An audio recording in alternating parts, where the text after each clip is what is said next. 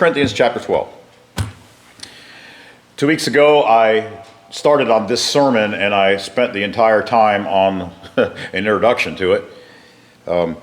We spent quite a bit of time talking about the different gifts of the Spirit and why Romans and 1 Corinthians, when it talks about the gifts of the Spirit, have kind of completely different things mentioned there. What we see in Corinthians is the particular gifts of the Spirit tend to lean more towards the supernatural side, while the gifts of the Spirit that we see in Romans tend to be more like what we would consider to be natural abilities, maybe supercharged natural abilities, but nevertheless natural. Like, for example, teaching is listed as one of the gifts in Romans, and I might actually have that gift if I have any of teaching. But the supernatural gifts we see had a particular role, and they were distributed through the hands of the apostles. So I don't want to go and repeat all that, but the reason I got into that last time was because as we go through this passage in 1 Corinthians 12, and it talks about these gifts, I want you to know that even though there are some of these things have their usefulness, let's put it that way, their usefulness was ended at the time that the apostles' ministry was over. The principles that are behind all of that's taught in this chapter are still relevant for us today. All right, the principles behind it, and that is the fact that we all have different gifts from God, and whatever those gifts are, whether they're supernatural or not supernatural, whatever they are, they have a purpose, and we need to understand what that purpose is. And so that's what we're going to try to do now. All right, let's look at 1 Corinthians chapter 12, verse 1. Now, concerning spiritual gifts, brethren, I do not want you to be ignorant. You know that you were Gentiles, carried away to these dumb idols, however you were led.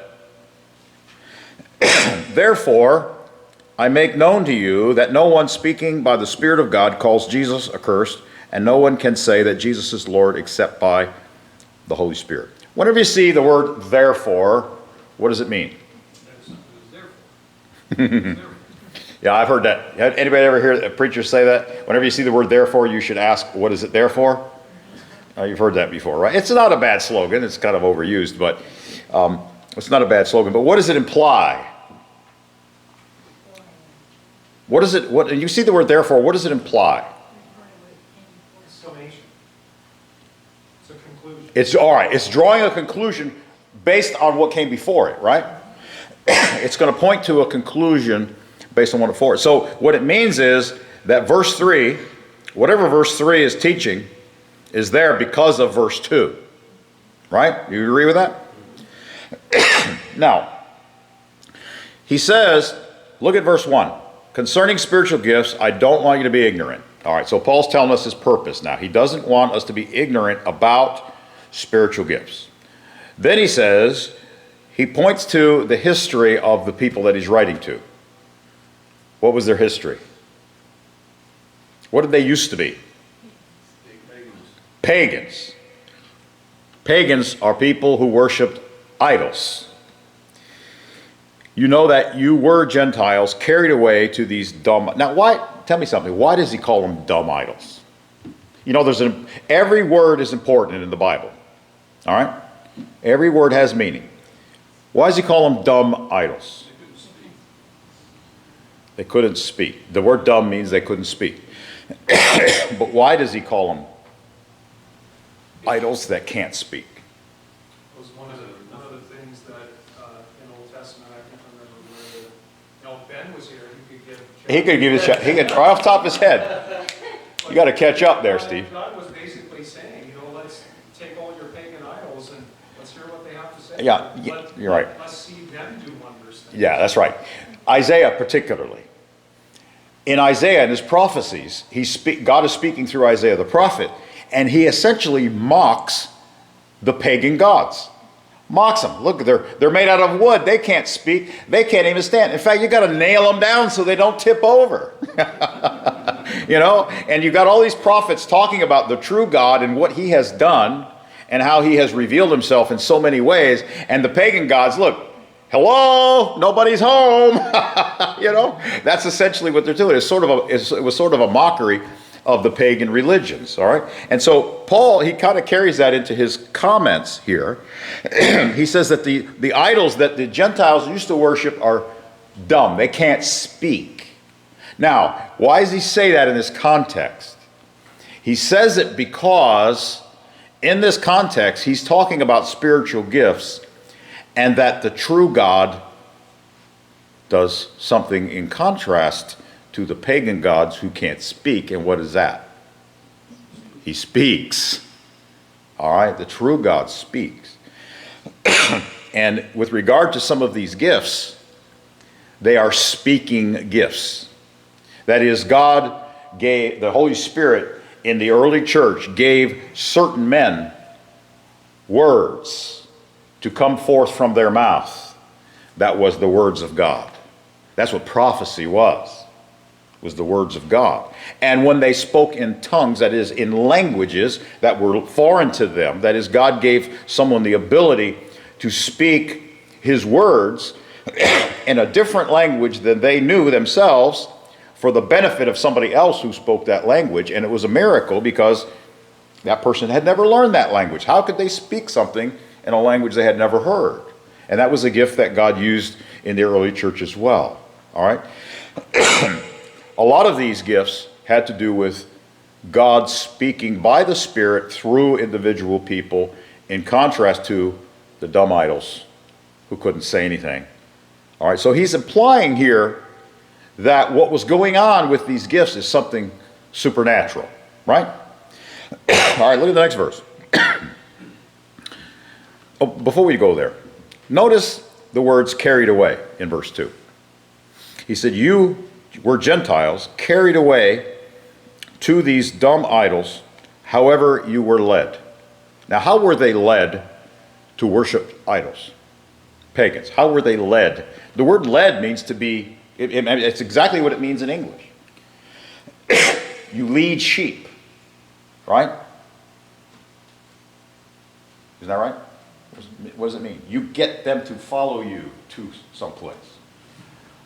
The Gentiles were led or coerced, or they were, someone caused them to go to these idols and worship the idols. Who was that? Go ahead, Kathy. The emperor? Huh?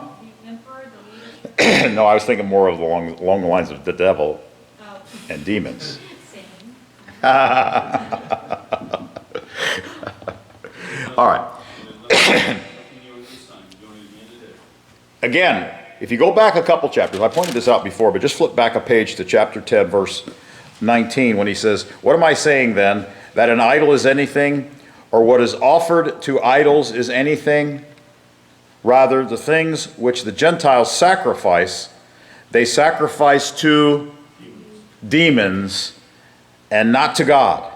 And I do not want you to have fellowship with demons. You know why? Because demons were behind every pagan religion. Demons were the ones that led people and caused people to worship idols. And when people were sacrificing to an imaginary god that they thought that this idol was, in reality, they were sacrificing to the ones that were leading them to worship false idols, which were the demons. Because they were the ones behind this kind of activity. All right? So they were led to worship idols by demons. Can demons do things that are supernatural? When I say supernatural, I mean things that don't occur naturally. Yes. Sure they can. They can. Some things, with limitations, of course, but demons can do certain things. I mean, there's examples of it in the Gospels. Didn't demons enter into a herd of swine and cause them to all commit suicide and run down into a steep place into the sea and all drown, according to the Gospel of Luke? Yeah, demons did that. Is that natural? No. That's not natural. For a bunch of pigs to commit suicide is not natural. Okay? So demons can do things that are not natural. Can God do things that are not natural? Of course. Okay, now, anytime we start dealing with things that are supernatural, there's a danger. Isn't that right? What is the danger? Danger, some things are of God, some things are of the devil. Now, does God pretend to be a demon? No. Does the Holy Spirit ever pretend to be a demon so he can deceive you? No. Do demons ever pretend to be the Holy Spirit so that they can deceive you? Yes. Oh, because one of these, God is not a deceiver, but the father of lies is a deceiver. Isn't that right? Now, the Apostle Paul, when he's going to start talking about spiritual gifts and supernatural things, he wants to warn them. Because they came from a background where some supernatural things actually occurred in their pagan rituals, demon possessions, things like that. All right? Things that appear to be, might seem actually similar to some of the things that God does. Because what does Satan always try to do? Exactly. Satan tries to mimic God. Satan wants to be God. God is worshipped, so Satan wants to be worshipped. Demons want to be worshipped. They want to deceive you, okay? There's always a danger whenever we're talking about anything supernatural. There's always a danger of the counterfeiter trying to bring in something fake and deceive God's people, because what does he actually ultimately want to do? Turn us away from the worship of the one true God to the worship of himself and his demons. That's what he wants to do. I mean, this whole story in Revelation is about that, isn't it? The Antichrist and all that, it's all about worshiping the beast, and Satan gives his power to the beast and all that stuff. Yes. Have you heard the screw tape letters by C.S. Lewis? Yes. Yeah, it kind of it takes a personal face in that story of how it falls like demons trying to deceive Christians, and they call God the enemy in the story, and it shows how they try to deceive people in culture and everything. It's really interesting to take on like that idea of masquerading And that's what Gnosticism did as well. Gnosticism flipped the gospel completely upside down. It made God into the devil and the devil into God. And a lot of paganism does that as well. All right. Now, so what Paul is talking about in verse 2, he's talking about the fact that they used to be worshiping idols. These were dumb idols, but yet he had just said that if they sacrifice things to idols, they're actually sacrificing to demons. So there is something behind that. There is a supernatural power in paganism there as well. So then he says in verse 3, therefore, drawing a conclusion, he says, therefore, I make known to you that no one speaking by the Spirit of God, and when he says that, he's talking about the exercise of what appear to be supernatural gifts.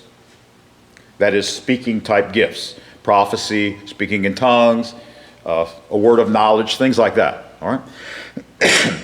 So he gives them a test, a criteria whereby they can test any supposed prophecy or manifestation that has words. They can test it to see whether it is from God or not from God. And what is the test that he says here?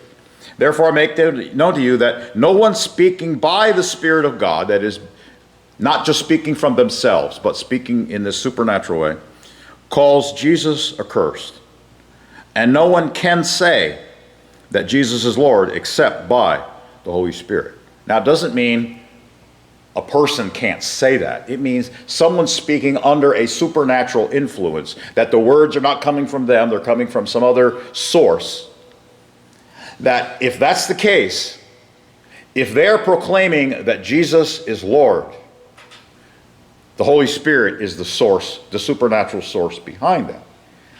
But if they are in any way implying that Jesus is not Lord, or that Jesus is accursed in any way, that it's a demonic spirit that's behind it.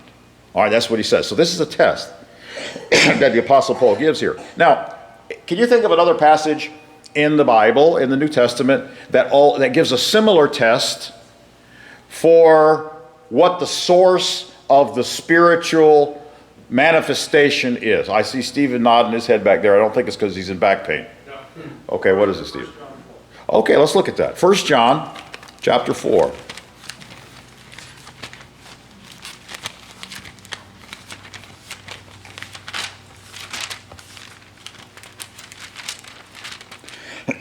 Excuse me.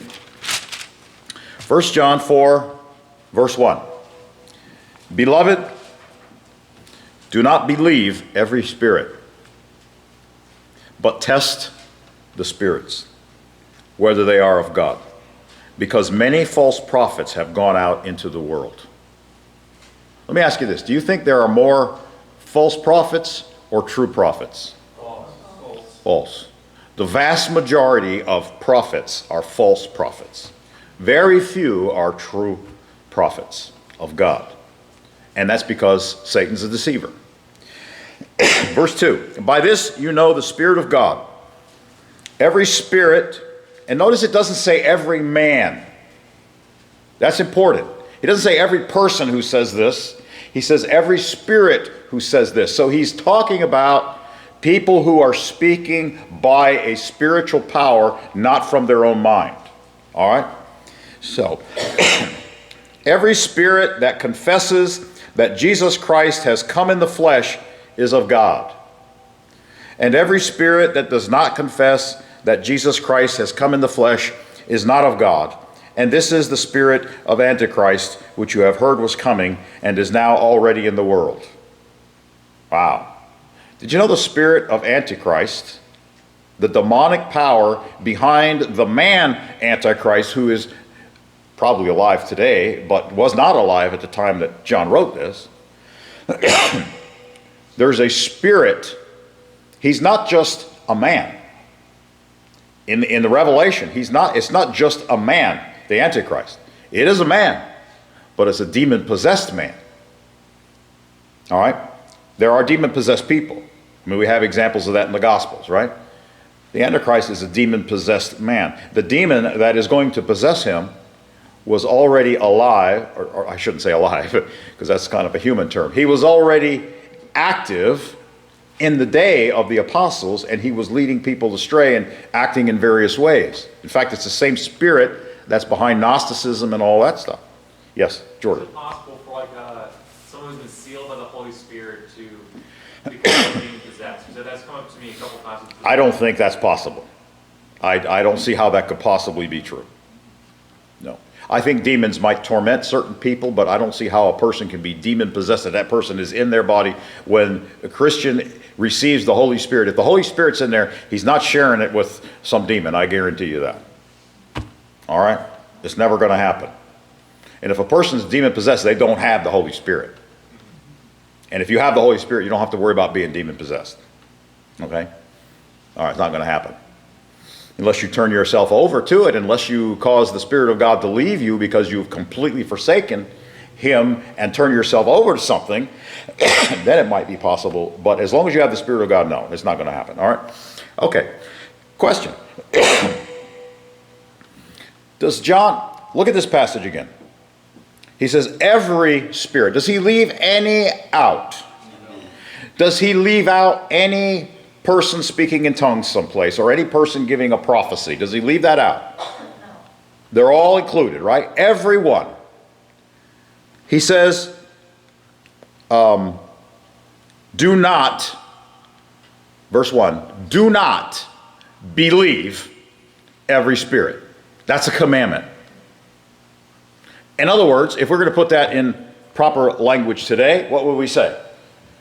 Do not believe every person or every so-called prophet who prophesies something. Do not believe every person who speaks in tongues that this is from God. Don't believe it. So what's the default position?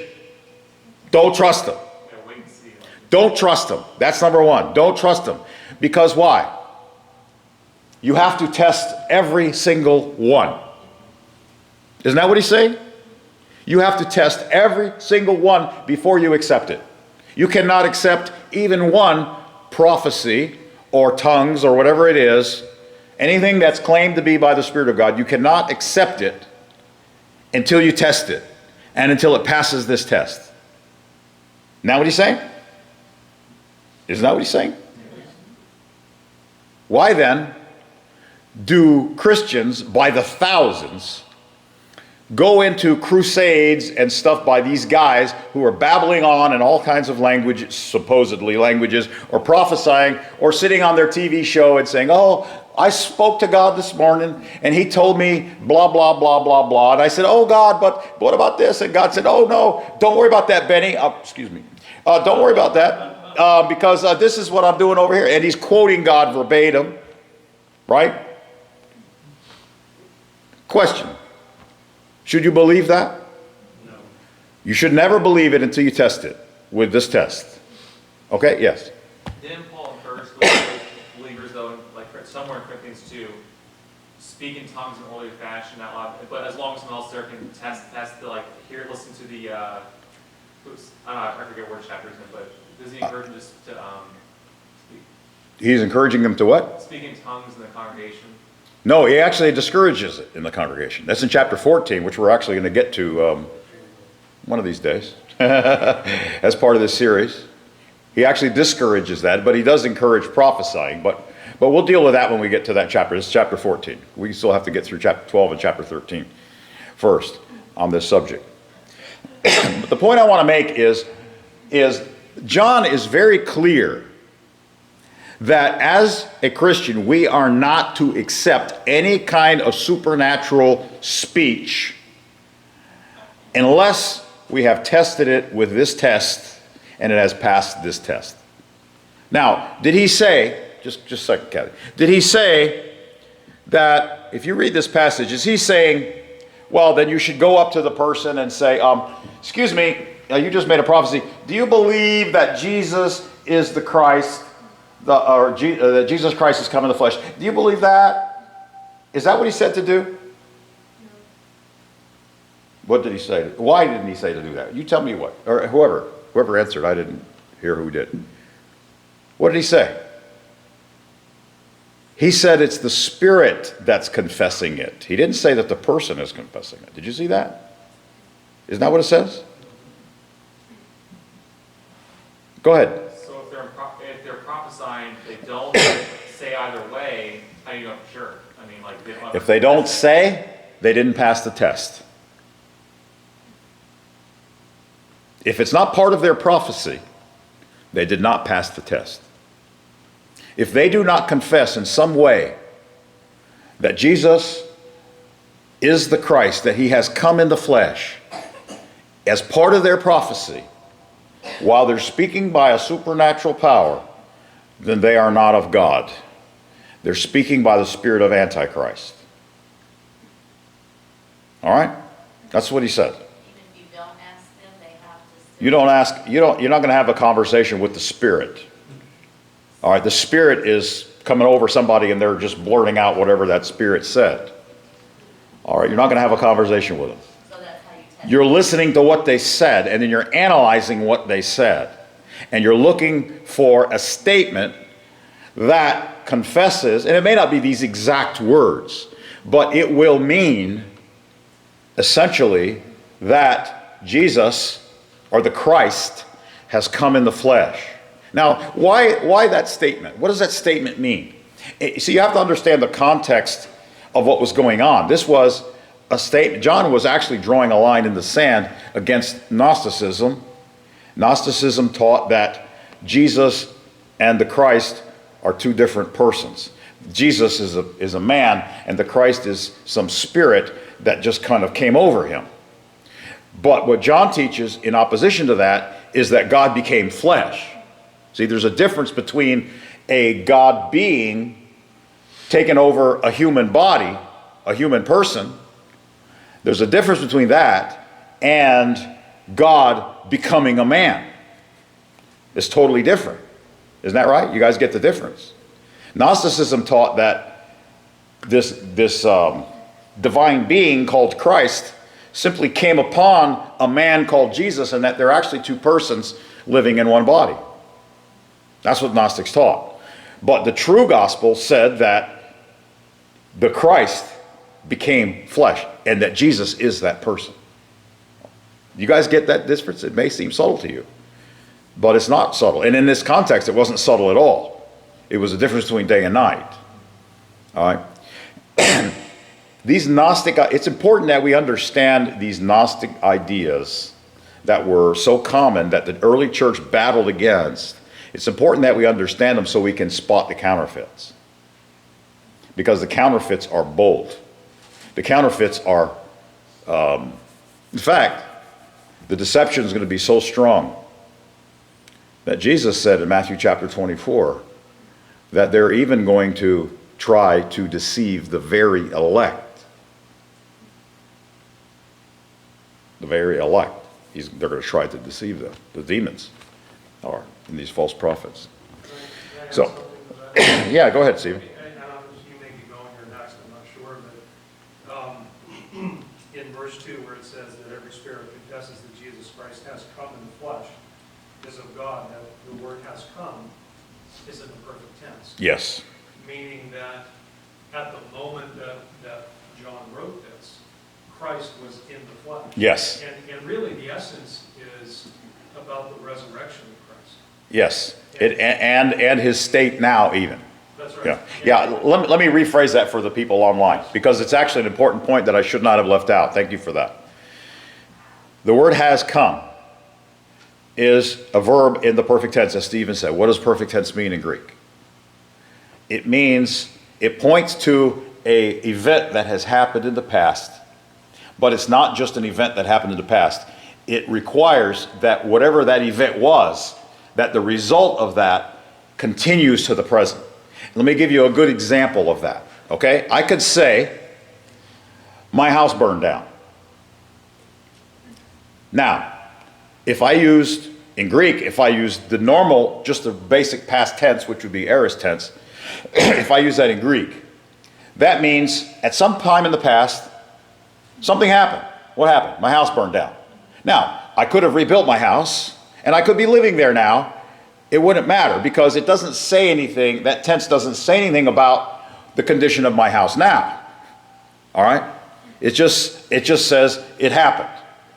But if I use the perfect tense, it requires that whatever that was, which in this case burned down, that result, that state now still exists, even now when I say it.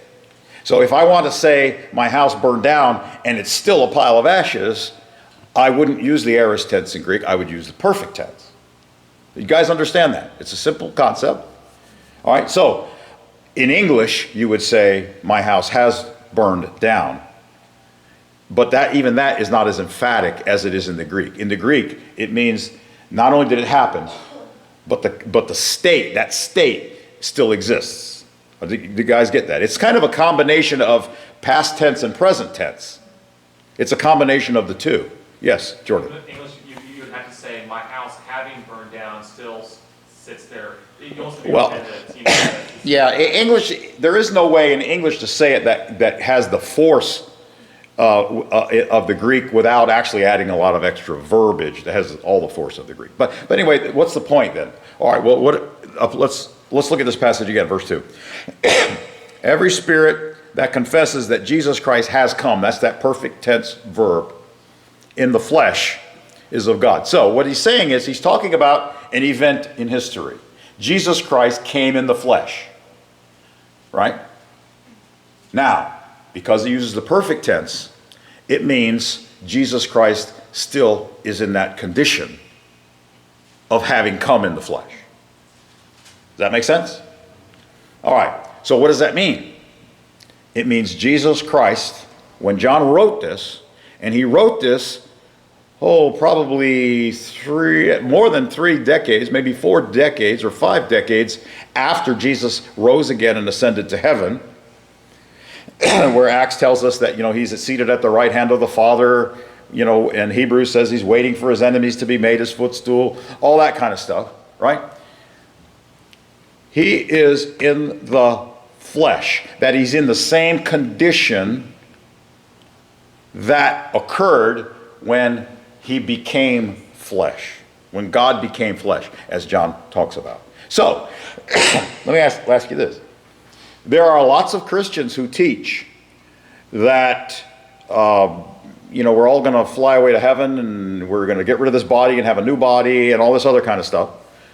And these are amillennialists.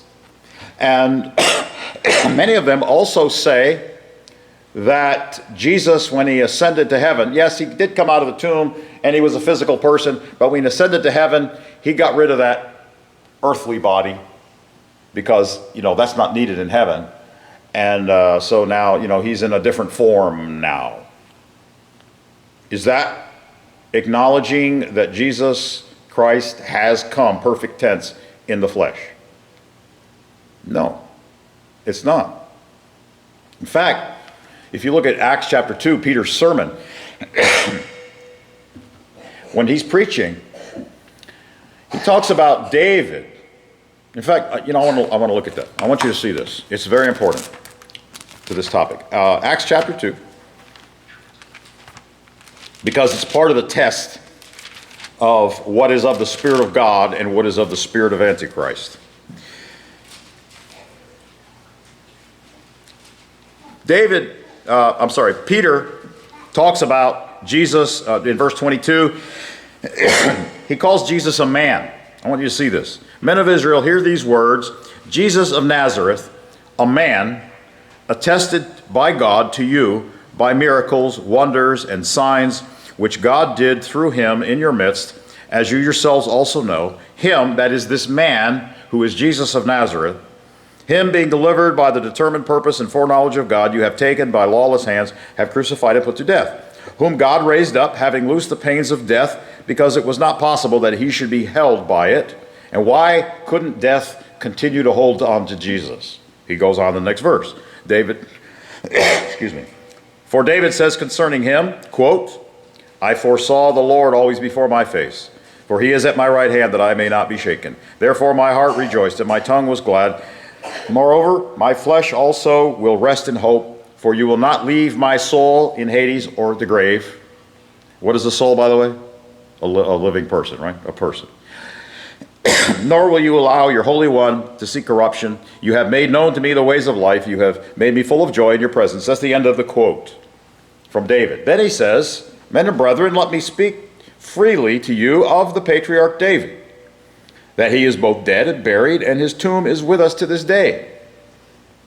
Therefore, being a prophet, and knowing that God had sworn an oath to him, that of the fruit of his body, and note this, according to the flesh, he would raise up the Christ to sit on his throne. He, foreseeing this, spoke concerning the resurrection of Christ, that his soul was not left in Hades, nor did his flesh see corruption.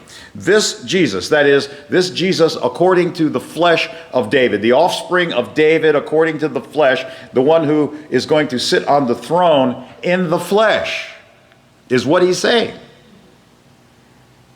This Jesus God raised up, of which we are all witnesses. Notice that in verse 30. He's talking about what David knew when he made the prophecy. See, if you read the prophecy, it sounds like David's talking about himself. Doesn't it? You will not leave my soul in Hades, nor will you allow my flesh to see corruption. Doesn't David writing that, doesn't it sound like David is talking about himself? And what does Peter say? He was not talking about himself because he was a prophet. And not only that, God had made a covenant with David that he would have a son from his own body, from his own, actually he used the word womb in the prophecy. A son will be born from your womb, David. Womb is something a woman has. And what he's saying is through a descendant of yours who's a female, which was Mary, we know. And he will sit upon your throne and reign over Israel forever. Gabriel said this to Mary as well when he appeared to her. So, what is he saying? That little phrase, according to the flesh, where was that? Verse 30. Therefore, being a prophet, and knowing that God had sworn with an oath to him that, notice this, what did God swear to him?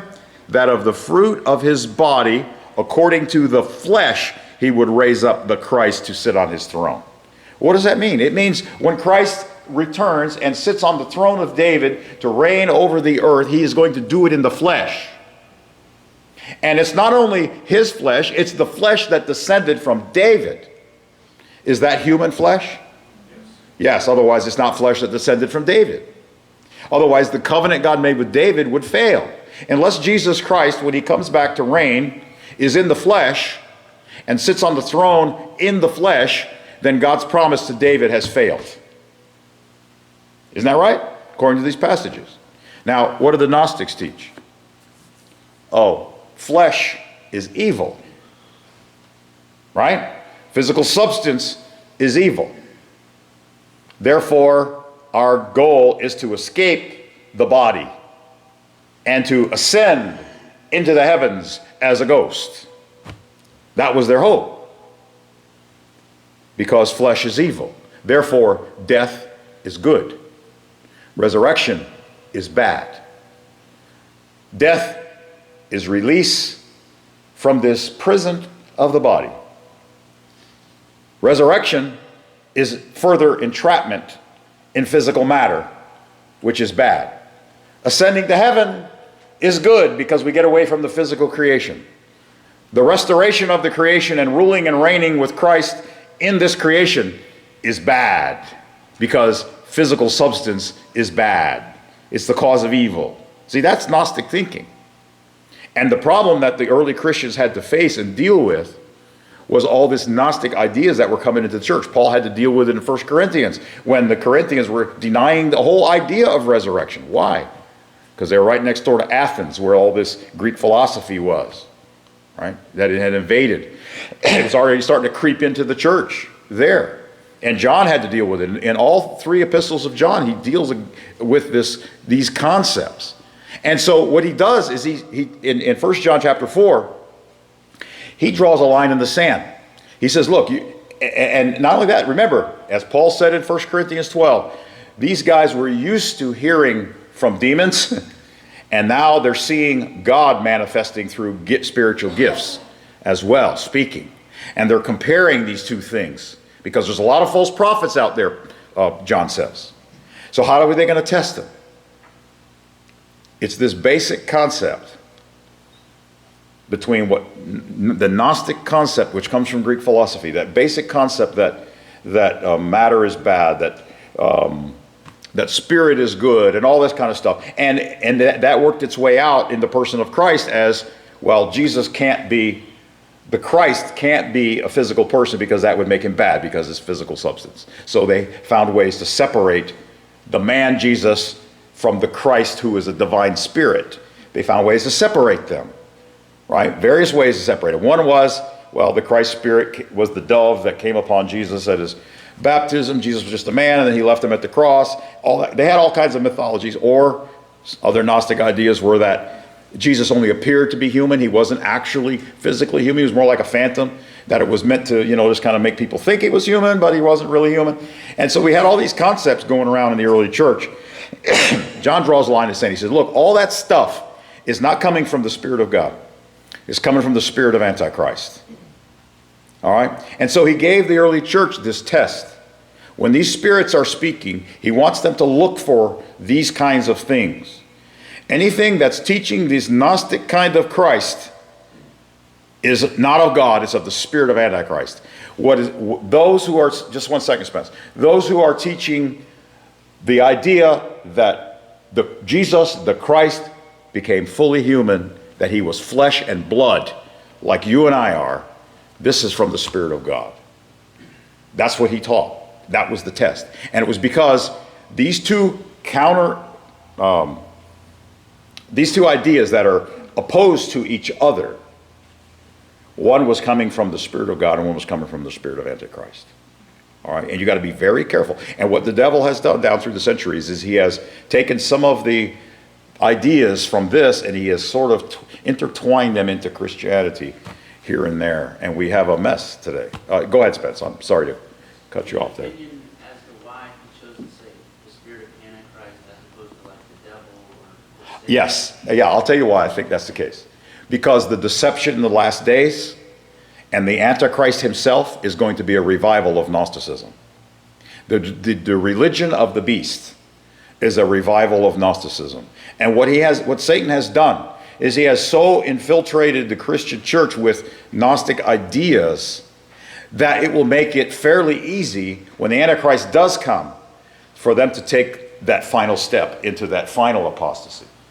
All right, to go all the way and end up worshiping Satan instead of worshiping God, which is ultimately what he's after. Yes, Joe. There's already a book out called the New Testament that incorporates 10 Gnostic gospel books along with it. And they're trying to pass it off as a a more modern way of reading the Bible. And I recommend check it out. Some of the stuff there is horrific, the things that happen. Really, and all that Gnostic idea does is it turns everything upside down. It ends up making Satan good and God evil in the end. And therefore Satan is to be worshipped. He's very crafty, very deceptive. Go ahead, Stephen. You have one more comment, then we got to close. In Revelation 19, John is being given a vision of the marriage supper of the Lamb. And he's so overwhelmed, he falls down to worship the angel who is showing him this vision. And the angel backs off and says, "Don't do that. I'm your fellow servant." Yeah. And then he ends the 19:10. At the end of that verse, he says, "For the testimony of Jesus Christ is the spirit of prophecy." Yes. And I believe that what we're seeing from this, and I think it agrees with what you're telling us today, is that if someone is claiming to be speaking supernatural, the very essence of the message has got to be that Christ has resurrected, he is in the flesh, and he is coming to claim his inheritance. In the flesh. Anything other than that, it is empty. Or if it doesn't include that, let's put it that way. If it doesn't include that, then it's not from God, and you are to reject it. All right, so what God has done here is he's given us an absolutely bulletproof test so that we will not be deceived, particularly, I mean, it was applicable to them in the early church because Gnosticism was popular then. But it's going to be applicable to us even more in the last days. Don't believe any prophecy unless it's been tested according to this rule and it has passed the test. Now, the Bible tells us that there is more true prophecy coming. Isn't that right? In the book of Revelation, there's 2 prophets who are coming in the last days, and they are going to prophesy. And it tells us how to recognize them as well, and where they're going to be, what they're going to do, all that kind of stuff. It's in the book of Revelation. Read it in chapter 11 of Revelation. All right, so it's not that there's no more prophecy. It's that after God had concluded what he did through the apostles, then the very last apostle told us about the new prophets who are going to come in the last days. And that very same guy who wrote Revelation and told us about those 2 witnesses also wrote this passage here telling us how to test all these other false prophets to see if they're from God so that we don't get caught up in the deception. It's very, very crafty. And the deception, the groundwork for the deception of the last days was laid a long time ago. And Satan has been weaving it into Christian theology for a long time, for many, many centuries. He's been weaving it in and trying his best to get Christians to adopt it little by little in small increments until it has so corrupted our thinking that getting us to make the final step is not all that hard. It's not all that hard. We've been warned, right? When you start messing with the supernatural, we have a test. Use it or lose it. Okay?